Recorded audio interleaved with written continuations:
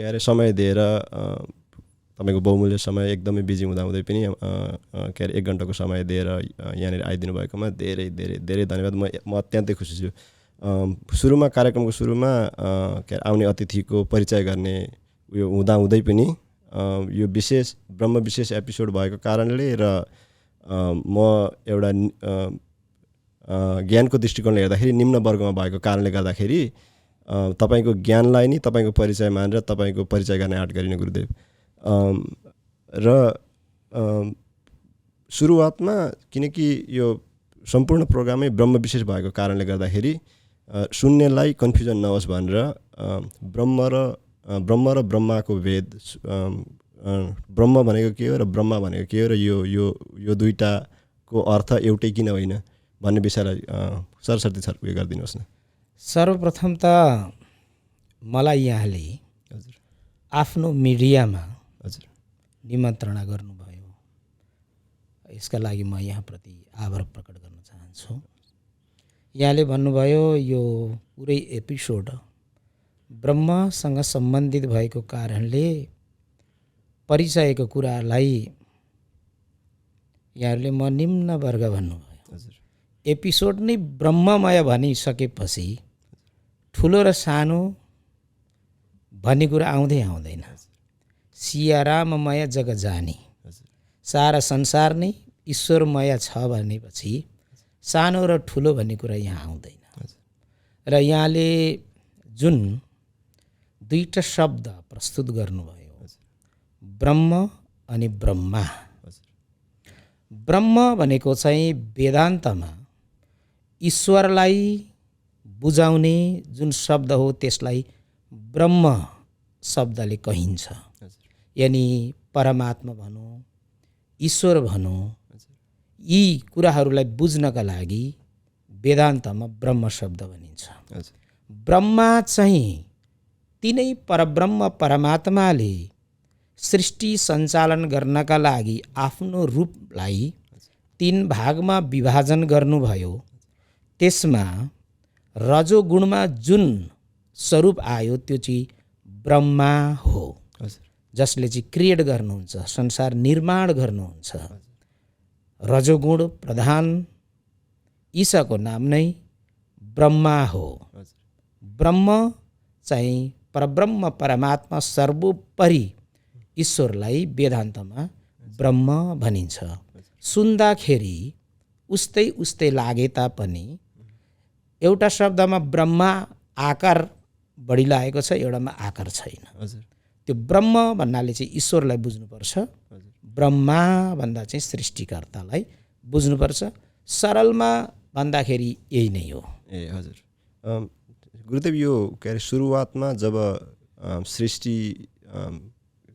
सृष्टिको उपस्थिति भएको थिएन र जब सम्पूर्ण ब्रह्मको अस्तित्व निराकारमा थियो, यो सुरुमा निराकारदेखि साकार हुनुको कारण र प्रक्रिया कस्तो रहेको छ? अब निराकार र साकार यी दुईटा बहुत महत्त्वपूर्ण कुराहरू हुन्।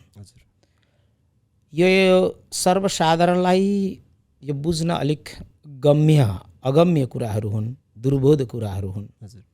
तर हामीले यसलाई सहजमा सरल रूपमा पनि बुझाउन सक्छौँ हामीले कि यो निराकार परब्रह्म र साकार परब्रह्म भन्दाखेरि चाहिँ हामीले के बुझ्नुपर्छ भने जसको आकार प्रकार र जसको डिस्क्रिप्सन नै हामीले दिन सक्दैनौँ।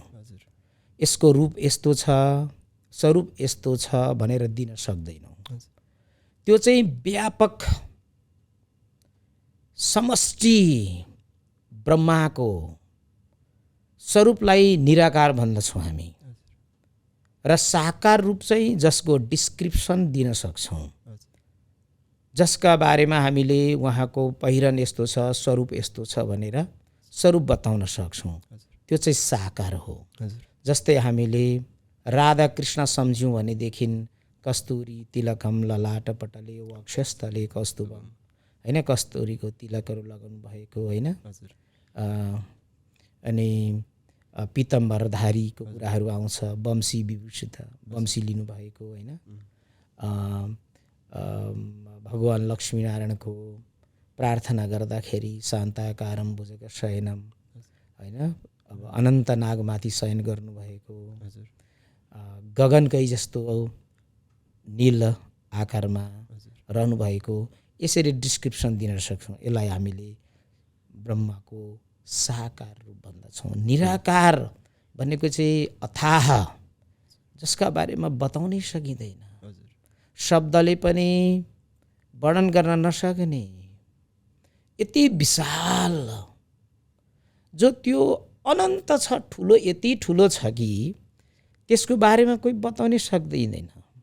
जस्तै तपाईँ हामीले सामान्य उदाहरणमा विश्वको मानचित्र एउटा ग्लोबमा राखेर हेऱ्यौँ भने यो मानचित्र यस्तो छ, फलानु देशको आकार यस्तो रहेछ, यस्तो रहेछ बताउन सकिन्छ। अब त्यसलाई जति नजिक ल्याउँछौँ त्यति ठुलो हुँदै जान्छ, जति नजिक ल्याउँछौँ त्यति ठुलो हुँदै जान्छ। जब एकदम नजिकमा पुग्दाखेरि त त्यसको आकार प्रकारै रहँदैन, बताउनै सक्दैनौँ हामी कस्तो छ भन्ने कुरो। त्यति ठुलो विशाल समष्टि के ब्रह्माण्डको समष्टिको भाव नै निराकार हो, आकारै बताउन नसक्ने। जस्तै हात्तीको पिठ्युमा एउटा सानो कमिलो छ भनेदेखि त्यो कमिलालाई थाहा हुँदैन म पिठ्युमा छु कि अथवा सुँडमा छु कि कानमा छु कि, पत्ता लाग्छ त लाग्दैन नि, डिस्क्रिप्सनै गर्न सक्दैन। त्यस्तै हामीले पनि त्यो अनन्त ब्रह्मको त्यो निराकार रूपलाई हामीले सम्झनै सक्दैनौँ। त्यसै पनि अब समुद्रका बिचमा छौँ हामी, यो कहाँ छ, कता पूर्व हो, कता पश्चिम हो, कता यसको पूर्वको तट हो, कता पश्चिमको तट हो, के बताउन सक्ने। आकाश हेऱ्यो भने जुनै ठाउँमा गएर हेर्दा नि आकाश त आकाशै छ होइन, यो यहाँ कता हो के पत्तै चल्न सक्दैन। त्यसलाई भनिन्छ निराकार। र साकारको चाहिँ के हुन्छ भने अभ्युदय पनि हुन्छ, अथवा उहाँ अवतार पनि लिनुहुन्छ र फेरि उहाँको फेरि यो संसारबाट फेरि हराउने रूप पनि हुनसक्छ, आउनुहुन्छ जानुहुन्छ। आवत जावत द्वैता भाव जहाँ रहन्छ त्यसलाई चाहिँ साकार भनिन्छ। निराकार चाहिँ आवत जावत हुँदैन। यतिले लगभग सामान्यतया बुझ्न सकिन्छ।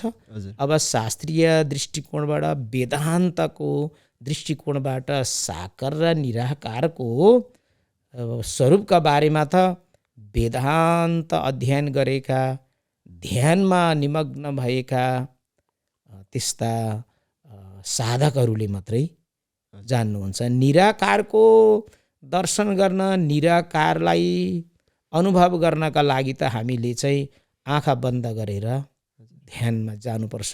सच्चा योगी, सच्चा ध्यानीका सन्निकटमा पुग्यो भने उहाँहरूले थोरै थोरै निराकार ब्रह्मको बारेमा बोध गराउन सक्नुहुन्छ। हजुर हजुर हजुर यो जस्तो कि त्रिमूर्तिको विषयलाई लिएर हेर्दाखेरि ओमकारलाई अक्षर ब्रह्म पनि भनिन्छ होइन। अनि यो ओमकारलाई अक्षर ब्रह्म भन्दाखेरि ओमकारलाई अक्षर ब्रह्म पनि भनिन्छ र ओमकारलाई अनादनाद पनि भनिन्छ। यो अनादनादको अर्थ के हो र ओमकारलाई अक्षर ब्रह्म किन भनिन्छ? यहाँले भन्नुभयो यो गीतामा पनि आएको छ, ओमितेका क्षरम ब्रह्म।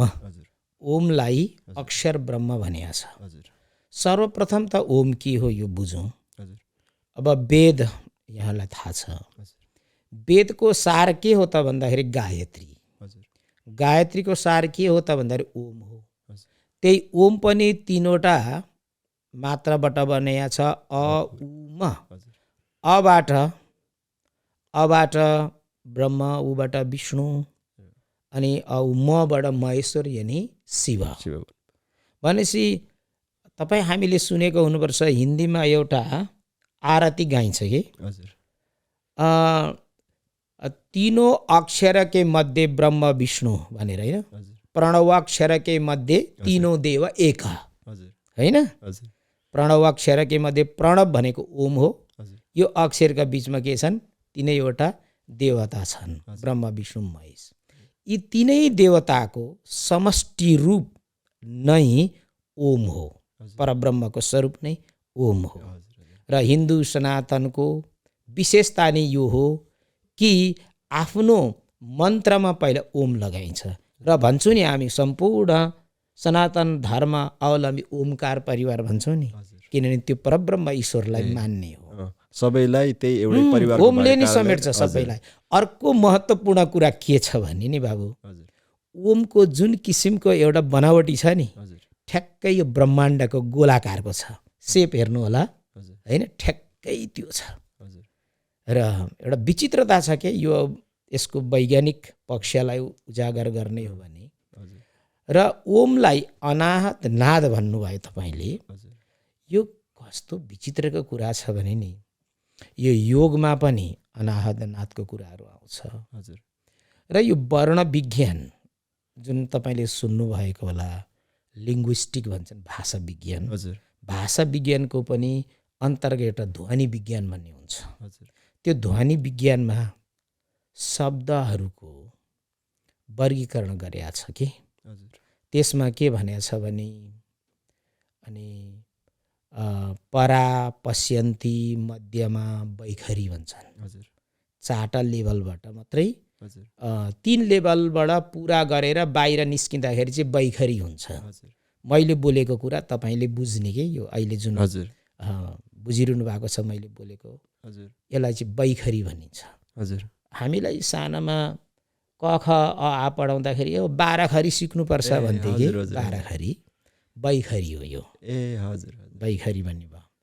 अब यो कहाँबाट हुन्छ अरे भनेदेखि यो वैखरी भनेको चाहिँ हाम्रो जुन मुखबाट जुन ध्वनि निक्लिन्छ बाहिर, यसलाई चाहिँ वैखरी भनियो।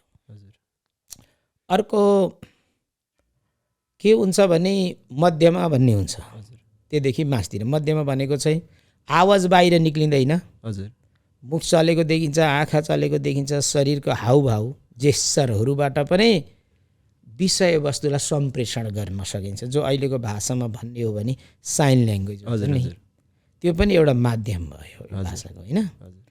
अर्को भन्छन् पश्यन्ती। पश्यन्ती भनेको चाहिँ आँखा बन्द गरेर मस्तिष्कीय त्यो रूपमा जुन किसिमको शब्द चयनहरू भित्र हामी गर्छौँ, कुनै कुरा पनि बाहिर निस्किनुभन्दा अगाडि मानसिक रूपमा तयार हुन्छ नि होइन। कुनै कुराहरू पिक्चर आर्ट गर्नु पर्यो भने नि पहिला मस्तिष्कमा हामीले के गर्छौँ, एउटा फ्रेम बनाउँछौँ कि, अनि मात्रै बाहिर निक्लिन्छ कि मानसिक रूपमा। बोल्दा पनि त्यही हो, भित्रैबाट चाहिँ शब्द कसरी संयोजन गर्ने भन्ने कुरो यहाँ एरेन्ज गर्न थाल्छौँ हामी, अनि मात्रै बाहिर हामीले बाहिर निकाल्छौँ। त्यसलाई चाहिँ पश्यन्ती भन्छन्, जो ऋषिमुनिहरूले आँखा बन्द गरेर ध्यान गर्नुहुन्छ होइन, पश्यन्ती। अब परा भनेको चाहिँ अघि नाद आयो नि, अनाहत नाद, त्यो भित्र जहाँ यो आत्माबाट निस्किने जुन त्यो ऊर्जा, ध्वनिको ऊर्जा होइन हो, त्यसलाई नाद भन्छौँ। त्यो नाद कसरी चाहिँ जान्ने त भन्दाखेरि, एउटा सामान्य भन्दा एउटा स्टार्टिङको व्यक्तिले बुझ्नुलाई, नादलाई बुझ्ने हो भने हामीले औँलाले कानको पुवालमा बन्द गर्ने एक किसिमको आवाज, यति ठुलो ब्रह्माण्ड गुन्जिएको जस्तो आवाज आउँछ कि कान बन्द गर्दाखेरि, त्यसलाई नाद कि, त्यसलाई नाद भनेर बुझौँ। यो नाद योगसँगको कुरा भयो, जहाँ अष्टाङ्ग योगको कुराहरू पनि आउँछ, षट चक्रको चिन्तन भन्छन् नि हो, त्यसमा पनि त्यसको चिन्तनमा आउँछ। यो गम्भीर कुरा हो यो। अब अहिले चाहिँ हामी अब धेरै समेट्नु छ क्या र, अब यति नै राखौँ, हुन्छ र अरू अगाडि बढौँ। गुरुदेव, यो के अरे वेदमा जुन ब्रह्म अक्षर ब्रह्मबाट हेर्दाखेरि ओमकारलाई हेरियो, अथवा त्रिमूर्तिमा साकार रूपमा हेर्दाखेरि ब्रह्म विष्णु महेशलाई हेरियो, यो अनि निराकार रूपमा त ब्रह्म भनियो जसको आकारै छैन। यो ब्रह्म तत्त्व जे हो, यसलाई डिस्क्राइब गर्दाखेरि वेदले नेति शब्दको प्रयोग गरेको पाइन्छ। नेति ब्रह्म के हो भन्दा पनि ब्रह्म के होइन भनेर, ब्रह्म यो हो भन्दाखेरि यो पनि होइन, यो पनि होइन, यो पनि होइन भनेको पाइन्छ। र यसलाई अहिलेको समयमा अहिले हामीले मान्ने, चाहे श्री सम्प्रदायमा होस्, चाहे शैव सम्प्रदायमा होस्, चाहे निम्बार्क सम्प्रदायमा होस्, जुनै पनि सम्प्रदायमा एउटा देवतालाई विशेष मान्दाखेरि ब्रह्मको अस्तित्व र ब्रह्म ज्ञानलाई सीमित गरे जस्तो, अनि यो एक हिसाबले हेर्दाखेरि वेद विपरीत गएन। यहाँले जुन जिज्ञासा गर्नुभयो, हजुर, यसमा धेरै कुराहरू चाहिँ एकैचोटि जोडिएर आयो। हजुर, पहिला हामी यो कुरालाई स्पष्ट पारौँ अनि सम्प्रदायका कुरा गरौँ। हजुर। पहिला नेतिको कुरा गर्नुभयो वेदान्तमा। हजुर यो वेदले नेति भनेर ईश्वरको खोजी गरौँ। हजुर ईश्वर त बाहिर पनि छ भित्र पनि छ नि त, हजुर होइन? हजुर अघि हामीले साकार र निराकार भनिरहेका छौँ। हजुर वेद कहाँबाट निक्ल्यो भन्दाखेरि भगवानकै श्वास प्रश्वासबाट निक्ले हो। हजुर अब भगवानकै श्वास प्रश्वासबाट निक्लेको फेरि वेदले पछाडि फर्केर भगवानको स्वरूप कस्तो छ भनेर देख्न पाएनन् अरे के हजुर वेदले। हजुर जस्तै तपाईँ हामीलाई ईश्वरले आँखा देख्नु भएको छ, यही आँखाले फेरि मेरो आँखा पनि देख्दिनँ, मेरो निधार पनि देख्दिनँ, मेरो नाक पनि देख्दिनँ के, हो कि होइन? हजुर हजुर त्यही वेदले आफूभित्र ईश्वरीय चिन्तन छ, आफूभित्र ईश्वरीय तत्त्व छ, हजुर तर वेदले आफै पनि थाहा पाएन नि कि म को हुँ भन्ने, मैले कसरी ईश्वरलाई यो गर्छु भनेर ईश्वरलाई कसरी पहिचान गर्ने भनेर वेद पनि अन्यलमा पर्यो। यी प्रसङ्गहरू पुराणान्तरमा कति हुन्छन्। एउटा मैले पाएको प्रसङ्ग बडा रमाइलो छ। वेदले बलरामजीसँग गएर भने अरे, हे बलदेवजी, हजुर त भगवानको दाई हुनुहुन्छ, हजुर भगवानको स्वरूप कस्तो छ हामीलाई बताइदिनुहोस् हजुर भनेर चाहिँ वेदले भनेको कुराहरू पनि आउँछ। अब त्यो पक्ष आफ्नै ठाउँमा छ, तर नेतिको कुरा हो। यो नेतिका माध्यमबाट तपाईँ हामीलाई वेदले के ज्ञान गराए भने, वेदले भने न इति, वेदले यो कुरालाई हेरे, यो प्रकृतिमा पृथ्वी तत्त्वलाई हेरे, यो पृथ्वी तत्त्व ब्रह्म हो त भन्दाखेरि यहाँ त निराकार तत्त्व त छैन, ब्रह्म छैन। अनि फेरि अर्कोमा हेरे, अर्कोमा हेरे, यो पृथ्वी केले बन्यो त भन्दाखेरि जलबाट बनेको रहेछ, होइन? अनि जललाई पनि हेर्ने वेदले, त्यसको पनि कसैबाट सृष्टि भएको रहेछ, होइन?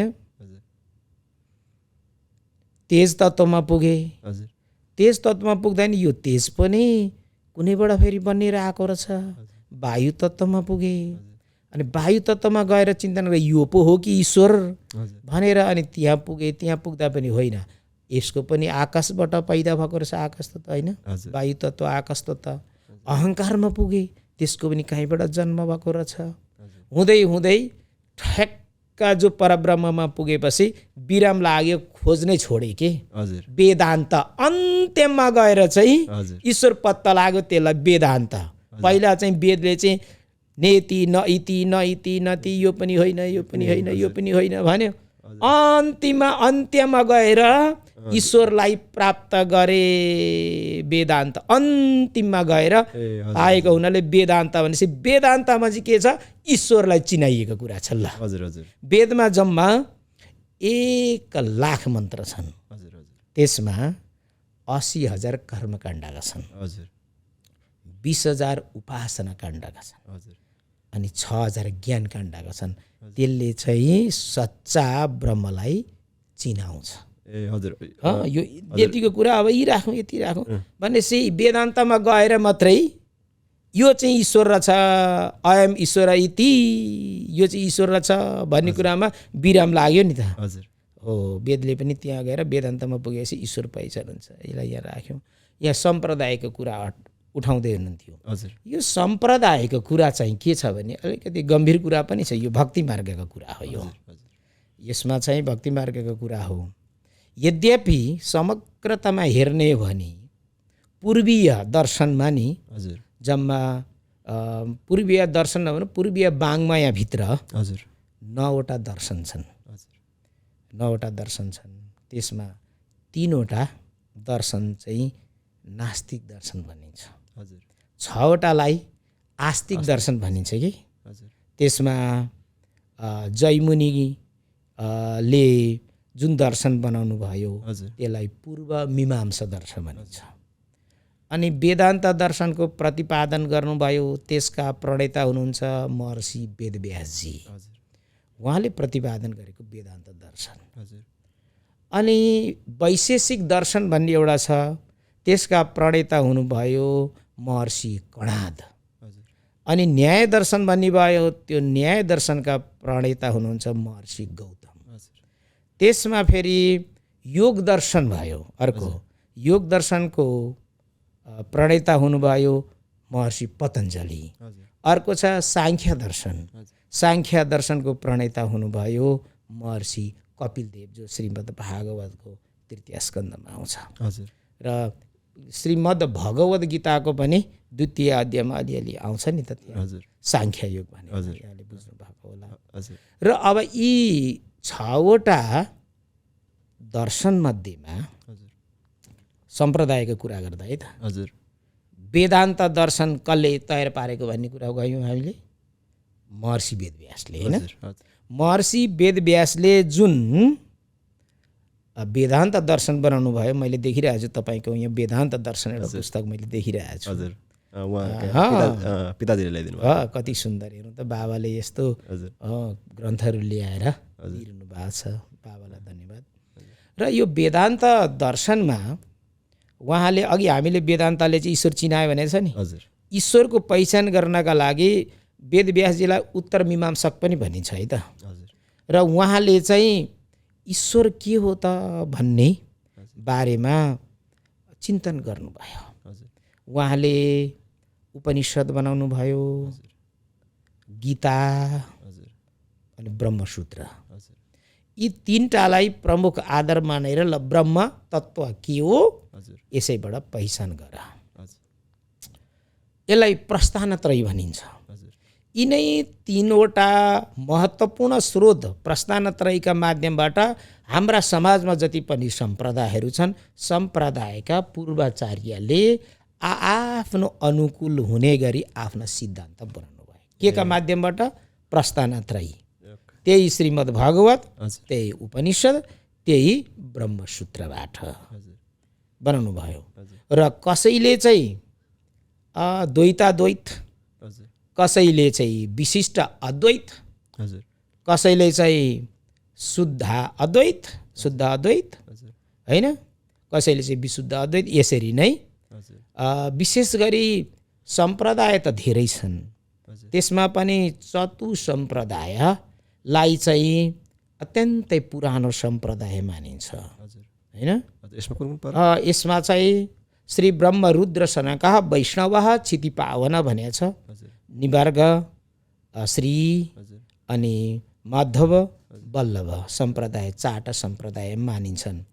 र यी सम्प्रदाय भनेको के हुन् त भन्दाखेरि सनातन हिन्दू धर्मभित्रको परम तत्त्वको पहिचान गर्ने यी दर्शन यानि मार्ग हुन्, ईश्वर प्रतिपादन गर्ने यी मार्ग हुन्।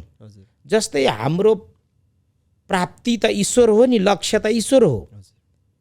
तपाईँ हामी उपासक जति फलोवर्सहरू छौँ, हामी आफ्नो ट्र्याकमा छौँ। जस्तै एउटा म्याराथनका धावकहरूले आफ्नो ट्र्याकमा बस्छन्, डेस्टिनेसन एउटै हो नि त।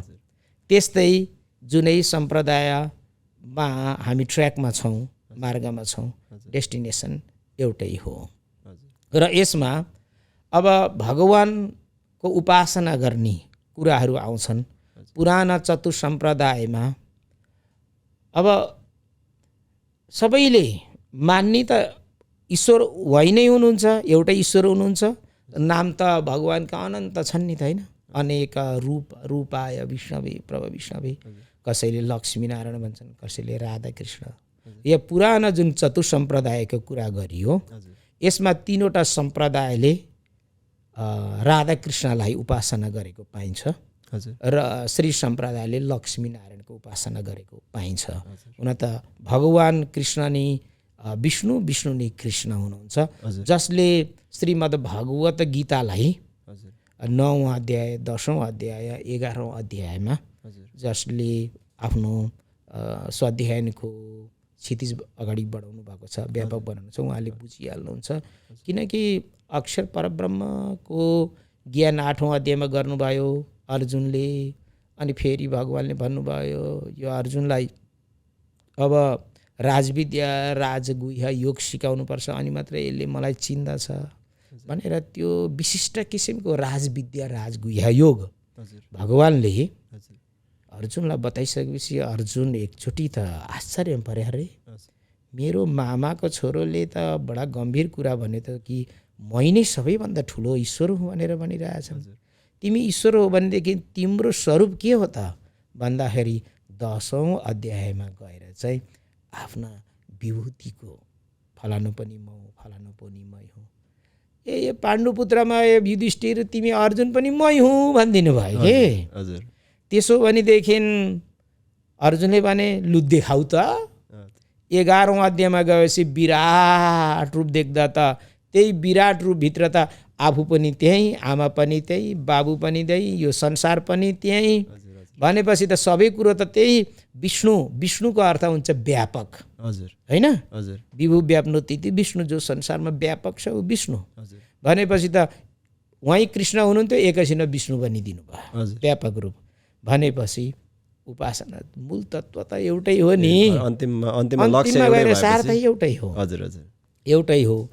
अब भनौँ यो अलिकति पूर्वाचार्यहरूले जो आफ्नो आफ्नो सिद्धान्त बनाउनु भएको हुन्छ नि। अब सिद्धान्तप्रति निष्ठा हजुर आफ्नो आफ्नो निष्ठा त मान्नै पर्यो नि त हो कि होइन। अब जस्तै सङ्गीतकर्मीले के भन्छन् यो संसार केमा अडिया छ सङ्गीतमा अडिया छ भन्छ उसले। अब एउटा इकोनोमिस्टले के भन्छ त world is depend on money भनिदिन्छ उसले होइन। सम्पूर्ण फाइनेन्समा छ क्यापिटलमा छ जोडिएको। अनि अब आध्यात्मिक योगमा जोडिएकाले भन्छन् होइन यो त सबै ईश्वरको भरमा होइन द विल अफ गड।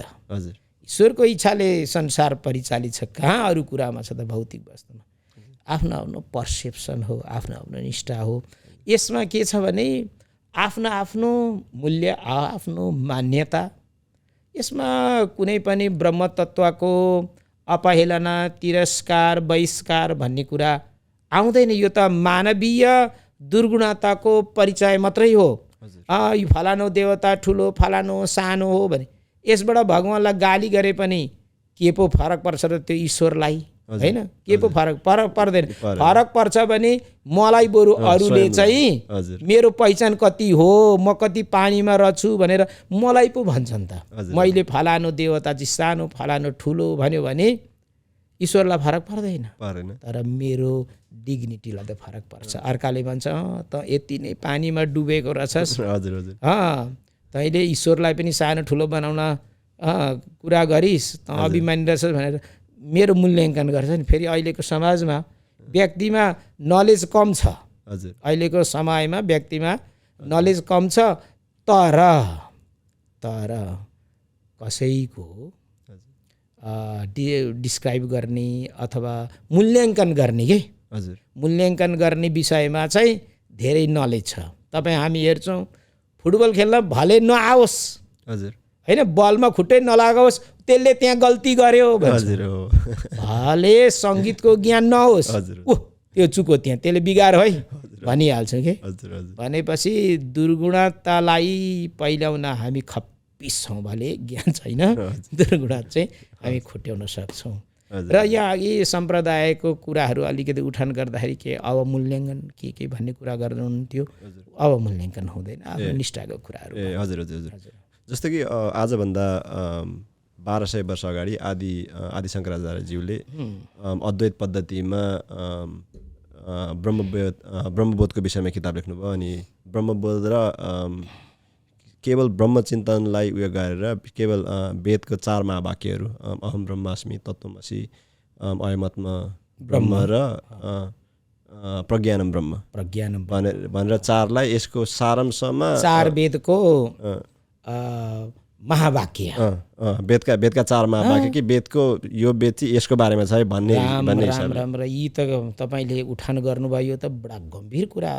अब जो एपिसोड चलाउनका लागि पनि तपाईँले यो अध्ययन गर्नुभयो आजका युवा पिँढीले। अब जो संस्कृतको पाठशालै नजानु भएको मान्छेले पनि यसरी ब्रह्मचिन्तनका यी भित्री रहस्यहरू खोतल्नु यो आफ्ना लागि मात्रै नभएर तपाईँ जस्ता समाजका कयौँ युवाहरूका लागि पनि एउटा प्रेरणाका लागि हजुर तपाईँले यो कुरा उठान गर्नुभयो भन्ने मलाई लाग्छ हजुर र यहाँको जय होस्।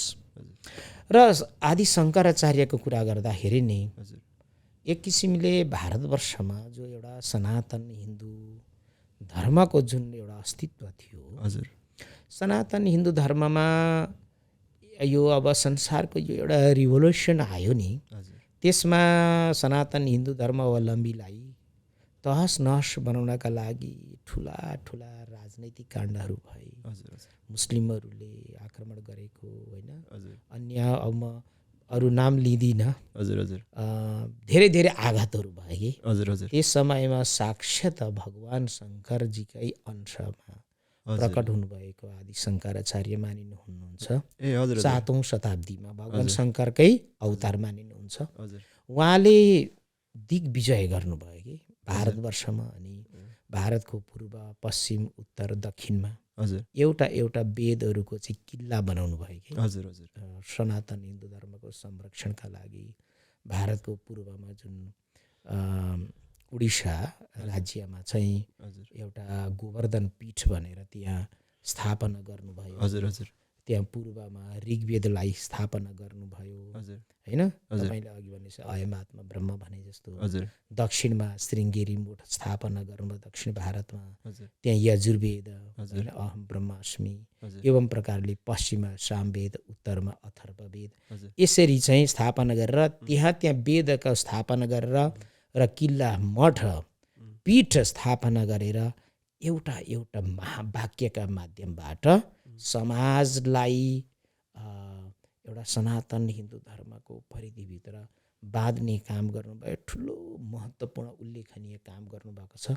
त्यसमा पनि हजुरले वेदका यी वेदान्तका महावाक्यहरू भन्नुभयो, अहम ब्रह्मास्मि भनेर, स्वयं म ब्रह्म हुँ भन्ने, अयम आत्मा ब्रह्म, जुन भित्र जुन आत्मा छ त्यही नै ब्रह्म हो, प्रज्ञानम ब्रह्म, जो परम ज्ञान हो ईश्वरसँग जोडाउने त्यही नै ब्रह्म हो होइन, तत्त्वमसि जुन त्यो हो त्यही वस्तु नि तिमी हो भन्ने कुराहरू जनाउनु भयो। अब यो बडा गम्भीर कुराहरू हुन् यी, किनभने अहम ब्रह्मास्मि, किन परब्रह्म परमात्माको लक्षण त ब्रह्म के हो भन्ने कुराहरूमा आएको छ नि। ब्रह्म खोतल्दै जाने हो भने कसैले भन्यो अरे, एउटा उदाहरणका लागि है, उदाहरणका लागि कसैले भन्यो अरे यो फुलमा सुगन्ध पनि छ, यो फुलमा बास्ना पनि छ होइन, यो फुलमा सुगन्ध बास्ना छ, कति राम्रो छ, अनि सुगन्ध बास्ना अनि त्यसको सुन्दरता होइन, सुगन्ध र बास्ना एउटै पर्यायवाची शब्द हो, अनि स्वरूप भयो, कति राम्रो छ। अब यो सुन्दरता भित्र कहाँबाट आइरहेको छ, यसको बास्ना कहाँबाट आइरहेको छ भनेर त्यो फुलको थुङ्गो उठाएर त्यसका पातलाई कोट्याउन थाल्यो भने त केही पनि सार आउँदैन। समष्टिमा पो त्यो सुन्दरता छ, समष्टिमा मात्रै सुगन्ध छ। त्यो भित्र जुन निराकार स्वरूप बस्या छ, त्यो भित्र निराकार जो हाम्रो बाहिरी आँखाले देखिने त्यो तत्त्वले पो त्यसलाई प्रेरित गरिरहेको छ, त्यसले प्रकाशमान बनाइरहेको छ। अब तपाईँ हामीले म बोलिरहेको छु, सास फेरिरहेको छु, चलायमान छु, हिँडुल गरिरहेको छु, यो कसले हो? ब्रह्माले भनेर अब डक्टरले जस्तो चिरफार गरेर ब्रह्म कहाँ छ त भित्र, आत्मामा छन्, खोतलेर देखिन्छ त देखिँदैन। तर समष्टिमा त हो नि त त्यो तत्त्व। समष्टिमा हेर्ने हो भने अस्तित्वको विषय ब्रह्म नै हो। अब हेर्नु न, अब हामी बोलिरहेका छौँ, तपाईँको आवाज मैले सुनिरहेको छु, यो बिचमा केही पनि देखिँदैन, तर के तपाईँले बोलेको र मेरो कानभित्र जुन श्रवण भइरहेको छ यसलाई के असत्य मान्ने त अनि हो। त्यही कारणले जो हामीभित्र जो आत्माका रूपमा बस्या छ, जो कुरो जुन ईश्वर, त्यही नै एक किसिमले चाहिँ निराकार हो, यो मेरो समष्टि स्वरूप चाहिँ साकार हो। यसरी पनि अघि हामीले छुटाउँछौँ, जो भित्र बसेको छ त्यो स्वरूप निराकार हो, त्यो पनि मै हुँ, यो यसलाई साकार बनाएर हेर्दै भने यो शरीर नै मै हुँ। हजुर हजुर हजुर, कति आनन्द छ कि यो कुरा। अयम आत्मा, यही आत्मा, किन परब्रह्म परमात्माको अंश हो यो आत्मा। यो हजुर, जस्तो कि अब यही शङ्कराचार्यजीले देखाउनु भएकोलाई आधार मान्दाखेरि ब्रह्म सत्यम जगत मिथ्या जीवो ब्रह्मेन आपरा भनेर भनिएको छ सारांशमा होइन, 4टै वेदको सारांशमा। अनि अर्को तर्फबाट हेर्दाखेरि अघि हजुरले भनेको सम्प्रदायिक हिसाबमा ईश्वरको खोज र ईश्वरको खोजमा लाग्ने आफ्नो आफ्नो ट्र्याकको हिसाबमा हेर्दाखेरि जीव र आत्मालाई भिन्नै, जीव र ईश्वरलाई भिन्नै मानियो, किनकि पूजनीय र पुज्नेवाला, पूज्य र पूजक, पूजक र पूज्यको भेद भयो होइन। अब यस एक हिसाबले हेर्दाखेरि द्वैत पद्धतिबाट हेर्दाखेरि आफ्नो आत्मालाई ब्रह्मांश मानियो, एक जुन ईश्वरको अंश हो त्यही नै त्यसलाई ईश्वरको अंश मानियो। अद्वैत पद्धतिमा हेर्दाखेरि जुन आत्मा छ त्यसलाई नै सम्पूर्ण मानियो र यसमा भेद मानिएन। र यो एउटै वेदको यो एउटा यस्तो बाबु, यसलाई आफ्नो पर्सेप्सन हो। हजुर हजुर। किनभने एउटा नदीका दुईवटा पाटा हुन्छन्, हजुर भन्नुको मतलब दुईवटा ब्याङ्क, हजुर तट भनौँ न, हजुर ओल्लो तट पल्लो तट। यसलाई द्वैत र अद्वैत यसरी मान्नुहोस्। हजुर ओल्लो पाटो पल्लो पाटो, ब्रह्मद्रव त बिचमा छ नि त, हजुर ब्रह्मतत्व त भित्र बगिरहेको छ। हजुर त्यसलाई बचाउनलाई चाहिँ केले काम गरिरहेको छ त भन्दाखेरि दुईवटा होइन, हजुर त्यसको तटले। हजुर यही द्वैत र अद्वैतलाई यही दुईटा तट मान्नुहोस्। हजुर द्वैत पनि त्यही हो, अद्वैत पनि त्यही हो, केही फरक त छैन। तर लक्षणगत रूपले हेर्दाखेरि अलिकति फरक जस्तो पनि लाग्छ। जस्तै उदाहरणमा तपाईँलाई एउटा हातमा पानी राखिदिउँ, अर्को हातमा बरफ राखिदिउँ होइन। अब यो तरल अवस्थामा भएकोलाई चाहिँ तपाईँले अद्वैत मान्नुहुन्छ, यो द्वैत छैन, अपरिवर्तनशील छ। अब यसलाई बरफलाई देख्दाखेरि चाहिँ यो द्वैत देखियो, किन परिवर्तित देखियो, तर मिल्ट हुँदा त एउटै हो नि त। हजुर हजुर हजुर होइन हजुर। यो चाहिँ सिर्फ जस्तै ज्ञानपट्टिबाट हेर्ने कि भक्तिपट्टिबाट हेर्ने देखिने कुरो एउटै हो। ज्ञानका माध्यमबाट हेर्ने हो भने अद्वैत देखियो, अद्वैत देखियो। भक्तिका मार्गबाट हेर्ने भने द्वैत देखियो। किनकि द्वैतमा के आउँछ भने चिन्तन गर्नका लागि एउटा स्वरूपको त आवश्यकता पर्दछ। ब्ल्यान्डली चिन्तन हुन सक्दैन साधारणको, एउटा स्वरूप चाहियो। त्यही भएर भगवानले अवतार लिनुभएको चाहिँ भक्तलाई उपासना गर्न सजिलो होस् भनेर भक्ते छयो पात सुचिन्त्य विग्रह, भक्तले चिन्तन गर्नका लागि सहज सरल हुने विग्रहमा भगवानले त्यो रूप धारण गर्नुभयो भनेको छ। त्यही भएर त हामी ध्यान गर्दा पनि आँखा बन्द गर्दाखेरि मेरो उपास्य रूप फलानु है भनेर हामीले अब शिवको उपासना गर्छौँ। कर्पूर गौरम करुणावतारम भने मन्दार माला कुलितारकाई। देवीको गर्छौँ भनेदेखि हो देवी प्रपन्नार्थी हरे मुरारे होइन, देवी प्रपन्नार्थी हरे आउँछ नि देवीको स्तोत्रहरू। अनि त्यस्तै भगवान विष्णुको पनि सशङ्ख चक्रम सकिरीट कुण्डलम आदि आदि। र यसरी भक्ति मार्गमा चाहिँ साकार स्वरूपको चिन्तन हुन्छ, यसमा चाहिँ त्यो हो। र सम्प्रदायको विषयलाई लिएर हेर्दाखेरि एउटा राम्रो पक्ष चाहिँ के छ भने त्यो द्वैतलाई नबुझिकन अद्वैतमा जान सकिँदैन कि द्वैतकै माध्यमबाट। जस्तै अब पहिला हामीले द्वैतलाई बुझिसकेपछि अनि मात्रै अद्वैतमा जान सकिन्छ। जस्तै द्वैत पद्धतिलाई चाहिँ हजुर बोल्दा बोल्दै भयो भने द्वैत पद्धतिलाई चाहिँ अद्वैतलाई चिन्नको लागि मार्ग भनेर एक हिसाबले वैसरी हेर्न सकियो। हो हो हजुर हजुर यो बात हजुर। जस्तो कि अब यो द्वैत पद्धतिमा हेर्दाखेरि ईश्वर जब यो सृष्टिमा आएको राम्रो नराम्रो सही गलत सबै सृष्टि नै ईश्वरबाट हुँदाखेरि जब नराम्रो पनि ईश्वरबाटै आयो भने जस्तो कि ईश्वरको एकछिनको लागि हामीले कृष्णको पूजा गर्दाखेरि कृष्णको राम्रा राम्रा गुणगान गाएर कीर्तन गरेर कृष्णले यसो गरेका थिए, यो असुरलाई मारे अथवा कृष्णले हामीले यस्तो दिनुभयो भनेर गरिन्छ। तर जुन ईश्वर तत्त्व हो सम्पूर्ण तिनै गुण सात्विक राजसी र तामसिक गुण पनि उनैबाट आएर भएका राम्रा नराम्रा सबै उहाँबाट आयो भने ईश्वर पूजनीय किन मानियो गुरुदेव? यस्तो छ कि तपाईँले भने ठिक हो, राक्षस भित्रमा पनि त्यो आत्मा त ईश्वरै हो नि। हजुर होतै विषय भगवानको परम भक्तका भित्र पनि त ईश्वरै हो नि त।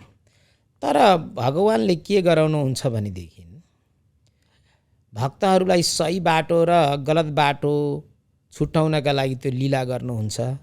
अनि जो असुरहरूका माध्यमबाट गलत बाटो देखाउनुहुन्छ अनि त्यो माथि फेरि देवताहरूको विजय देखेर त्यो गलत प्रवृत्ति हो, गलत प्रवृत्तिमा लाग्यो भने, आसुरी भावमा लाग्यो भने जय हुँदैन है। हजुर त्यो देखाउनका लागि ड्रामा गरे के लोक शिक्षाका लागि। हजुर त्यसले गर्दा भगवान त विजयी हुनुहुन्छ, भगवान सदा सर्वदा नै जयको पक्षमा हुनुहुन्छ नि त। हजुर हजुर जयले जयको पक्षमा हुनुहुन्छ। हजुर हजुर जस्तो कि अब यसमा यही द्वैत अद्वैतकै विषयलाई यही ब्रह्मको विषयलाई हेर्दाखेरि एउटा अद्वैत पद्धतिबाट हेरियो भने ईश्वरलाई स्वयंमा ईश्वर चिनिने वस्तु स्वयंलाई ब्रह्म चिन्ने अहम ब्रह्मास्मिको कुरा आयो। यो चाहिँ अद्वैत पद्धतिमा आयो। द्वैत पद्धतिमा हेर्दाखेरि चाहिँ ईश्वरलाई पहिचान्ने, ईश्वरसम्म पुग्ने कुरा आयो, जुन चाहिँ भक्ति मार्ग भयो। यो ज्ञान मार्ग र भक्ति मार्गमा चुनाव कसरी गर्नु र कुन मार्गलाई उत्तम मान्नु गुरुदेव? यो कुरा चाहिँ के छ भने नि, हजुर संसारमा सरल उपाय पनि छन्, हजुर होइन? हजुर अलिकति क्लिष्ट गाह्रो उपाय पनि छन्। हजुर भक्तको रोजाइ हो हजुर है।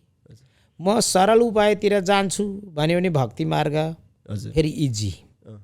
ज्ञान मार्ग ध्यान मार्गतिर लाग्छु, अरूभन्दा म डिफ्रेन्स, अरूभन्दा म छुट्टै पहिचान बनाउँछु भन्ने भयो भनेदेखि अरू उपाय छन्। तर भगवानले भक्ति योग आदिको बारेमा वर्णन गर्नुभएको छ। श्रीमद् भगवत गीतामा 12औं अध्यायमा भक्ति योगको कुरा छ र अन्तिममा 18औं अध्यायको पनि उत्तरार्धतिर गएर भक्तिको बारेमा धेरै कुराहरू उठान गर्नुभएको छ भगवानले। र यी सम्पूर्णलाई हेर्दाखेरि चाहिँ भक्ति मार्ग नै बढी सहज र उपाय, भगवान प्राप्तिको साधनमा अत्यन्तै सजिलो भनिएको छ। भागवतमा पनि भक्ति सूत्रोपनध्वम, म भक्ति रूपी डोरीद्वारा मात्रै म बाँधिन्छु है, हजुर अरूबाट म बाँधिन त्यति सरल तरिकाले भन्नुभएको छ भगवान। हजुर हजुर त्यही भएर भक्ति मार्ग सबैभन्दा उच्च मार्ग भनिन्छ। भगवानको जुन एकादश स्कन्धलाई पुराणमा के मानिन्छ भने मुक्ति मानिन्छ लक्षणमा एकादश स्कन्धमा। त्यसमा के भन्ने छ भनेदेखि योगस्य तपसश्चैव न्यासस्य विमला गति महर्जन तपश्चैव भक्ति योगस्तु मद्गति। तिमी योग गर, तपस्या गर, सन्यास आदिको माध्यमबाट आफ्ना साधना अगाडि बढाऊ, तर तिम्रो गन्तव्य चाहिँ महरलोक, जनलोक, तपलोकसम्म मात्रै हो। भक्ति योगस्तु मद्गति। तर भक्ति योगमा तिमी लाग्यौ भनेदेखि मद्गति, म जुन ठाउँमा छु, वैकुण्ठमा छु, गोलोकमा छु, तिमीले त्यो प्राप्त गर्छौ भनेर स्पष्टै लेखिदिनु भएको छ। यस्तो गजब छ। त्यसले गर्दा भक्ति मार्ग यति सजिलो छ, भक्त बन्नलाई सजिलो छ, योगी ध्यानी बन्नलाई गाह्रो छ। त्यसमा पनि भक्ति मार्गमा 9वटा कुरा गरे पुगिगयौ। श्रवणम, भगवानका गुणगानहरू श्रवण गर्नु, श्रवणम कीर्तन गर्नु, स्मरण गर्नु, सम्झिरहनु भगवानलाई, मन्त्र जप गर्नु, श्रवण कीर्तन विष्णु स्मरणम, पाद सेवना सालग्रामको सेवा गर्नु, अर्चना पूजा गर्नु, वन्दना गर्नु, हे भगवान हजुरको म दास हुँ होइन, शिर झुकाउनु, आत्मसमर्पण गर्नु। बस यति प्रत्येक दिन गर्यो भने बस त्योभन्दा सरल उपाय अरू थ्योरी त छँदै छैन।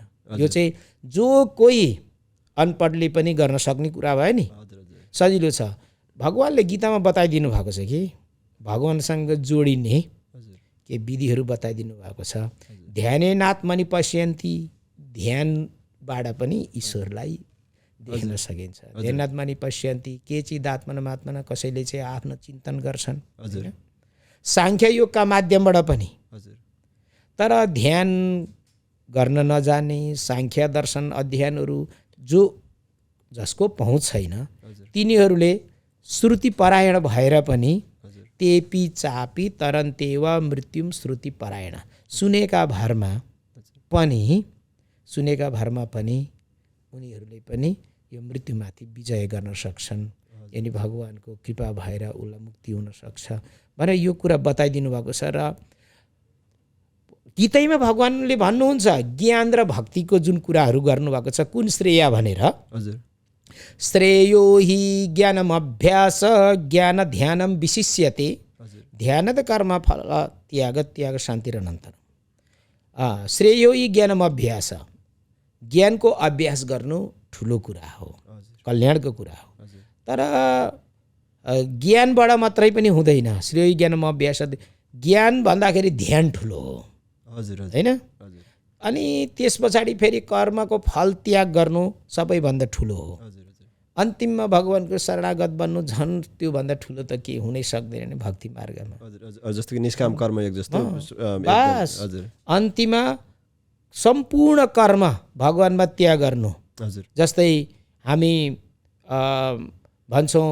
कायेन वाचा मनसिन्द्रियैर्वा बुद्ध्यात्मना वानु प्रकृति स्वभाव करोमि यद यद सकलम परसे नारायण इति समर्पय सम्पूर्ण कुरा भगवानमा सबै हो हजुरको हजुरमै चढायो यो हजुर आचार्य खेमराज हो सबैभन्दा ठुलो भक्ति योगमा चाहिँ यो छ हजुर हजुर जस्तो कि अब आत्मा र ब्रह्मलाई यसरी नै आत्मा र ब्रह्मलाई र वेदान्तको सिद्धान्तलाई लिएर मैले ब्रह्मचिन्तन गरेँ भने मेरो ब्रह्मचिन्तनलाई भक्ति मार्ग मान्न सकिन्छ कि सकिँदैन गुरुदेव?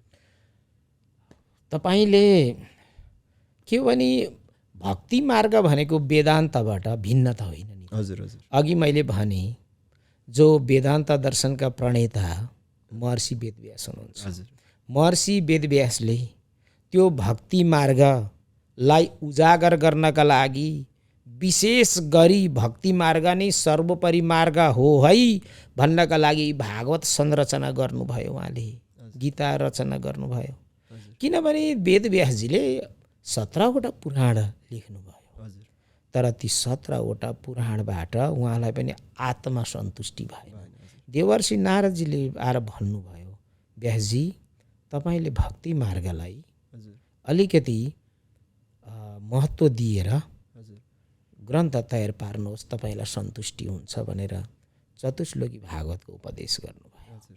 त्यसका माध्यमबाट भक्ति मार्गलाई नै प्राधान्यता दिनका लागि वेदव्यासजीले श्रीमद् भागवत रचना गर्नुभयो र त्यही श्रीमद् भागवत भक्ति ज्ञान वैराग्यलाई जगाउनका लागि हरिद्वारमा कथा भयो र सुप्त स्थितिमा रहेको भक्ति ज्ञान र वैराग्य जागृत भयो। र त्यसबाट जब भक्ति मानिसमा पैदा हुन्छ स्वाभाविक रूपले त्यसैमा ज्ञान र वैराग्यको फल पनि लागिहाल्छ कि। हजुर हजुर यो के अरे सुरुमा भागवतको एकदम सुरुमा आएको भक्तिका छोरा ज्ञान र वैराग्यको कथाको कुरा। त्यो छोराहरू भनेको त त्यो बुझ्दैनन् अरूले भनेर एउटा कथा बनाएको हो।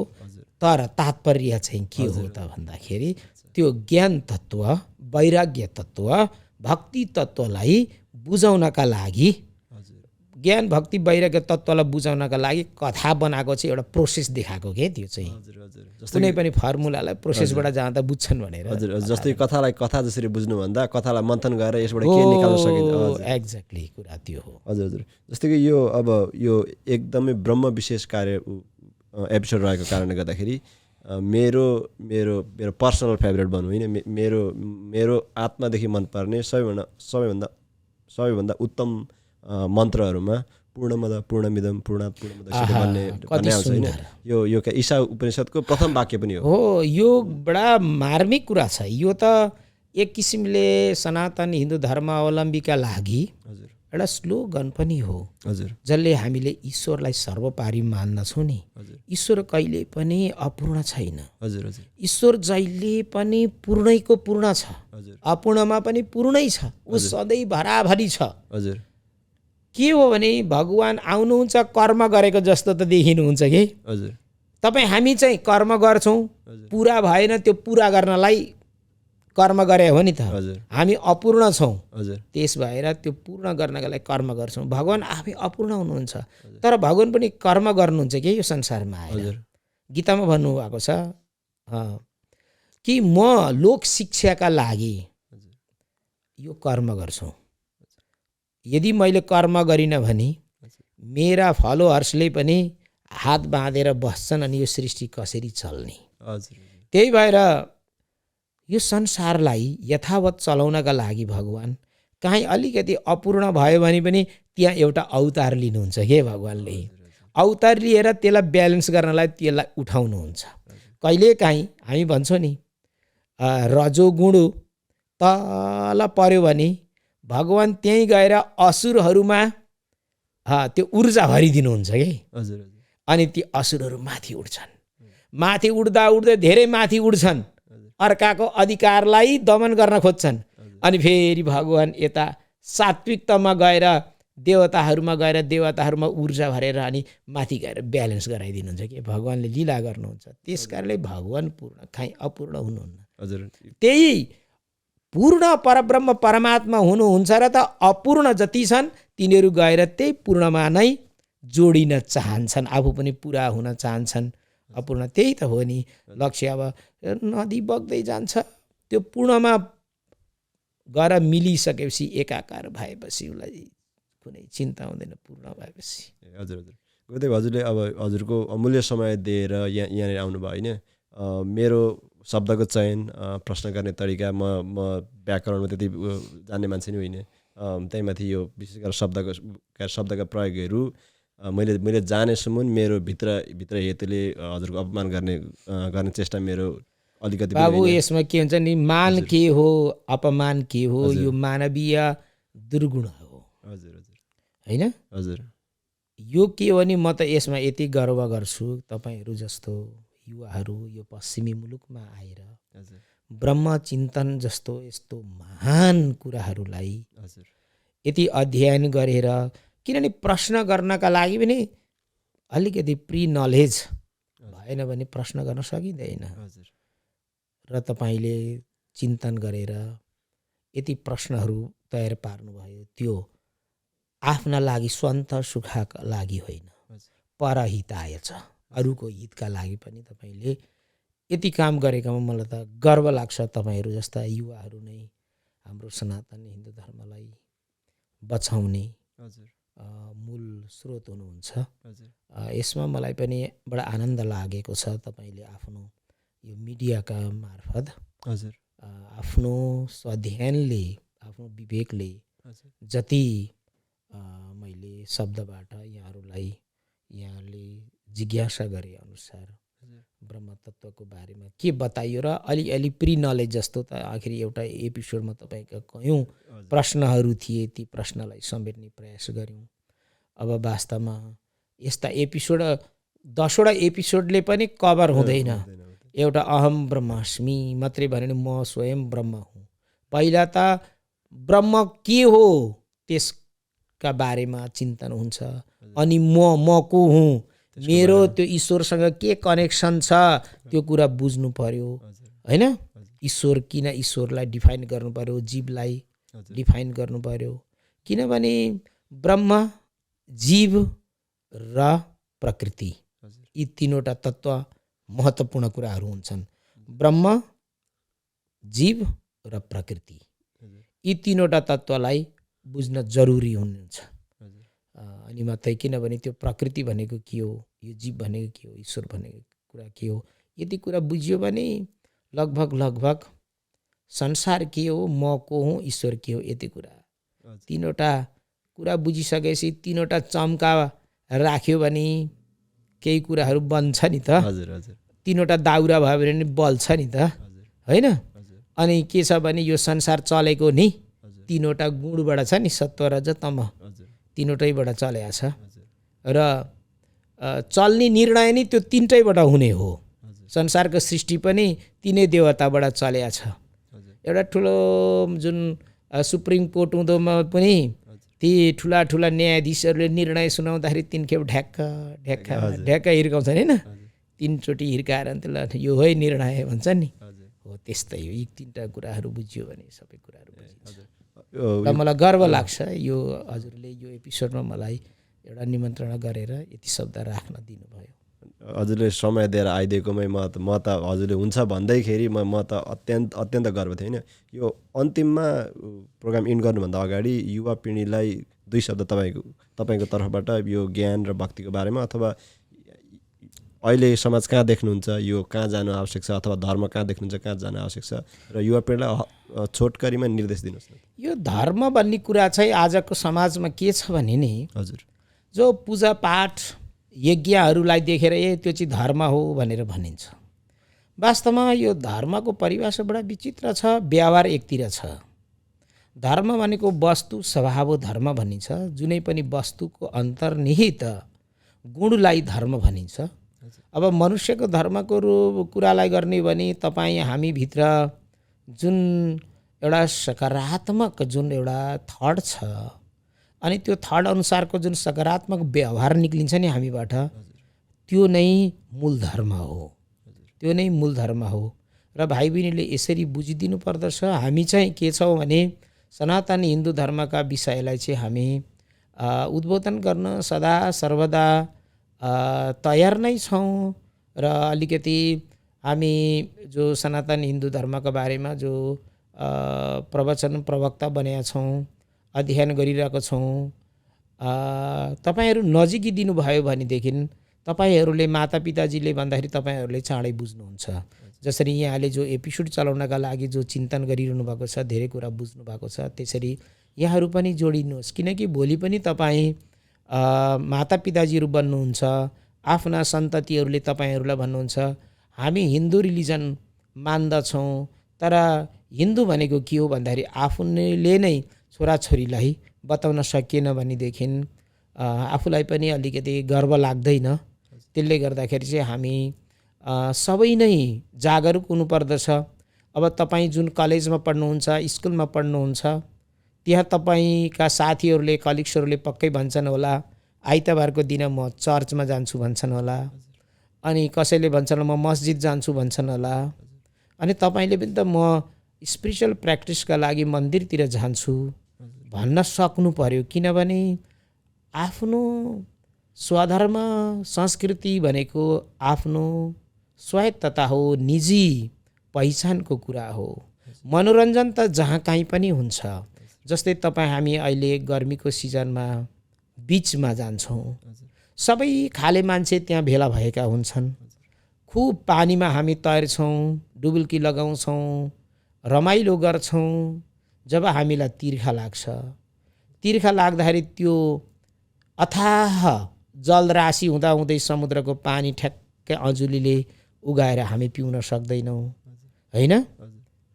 मनोरञ्जन मात्रै लिन सक्छौँ। त्यहाँ तिर्खा लाग्दाखेरि त पानी त आफ्नै घरबाट झोलामा बोकेर लगेकै पानी पिउनुपर्छ त्यहाँ पनि। भन्नुको मतलब आफूले आत्मसात गरेर बोकेर ल्याइएको, पुर्खाबाट बोकेर ल्याएको जुन संस्कृति छ, सनातन संस्कृति, त्यसैमा आफ्नो जीवन्त छ, त्यसैमा आफ्नो पहिचान छ, आफ्नो तृष्णा त्यसैले मेटिन्छ, आफ्ना संशयहरू त्यसैले नासिन्छन्। र त्यसले गर्दा सनातन हिन्दू धर्मलाई हामीले वहन अवश्य गर्नुपर्छ। यति नै सन्देश मैले राख्न चाहेँ। अब मैले भन्न खोजेका भावहरू युवा पिँढीले सुनेर कतिको एप्रिसिएट गर्नुहुन्छ यो आफैमा डिपेन्ड हुन्छ। यहाँहरूले यो मिडियाबाट प्रस्तुत हुने कार्यक्रमहरूलाई श्रवण गरिदिनुहोस्। हजुरहरू त धेरै दयालु हुनुहुन्छ, आफ्ना फेसबुकबाट धेरै कुराहरू सेयर गर्नुहुन्छ भनेदेखि यो एपिसोडलाई पनि सेयर गर्नका लागि कति पनि कन्जुसाइ नगरिदिनुहोस्। किनकि यो ब्रह्मचिन्तनको कुरा हो।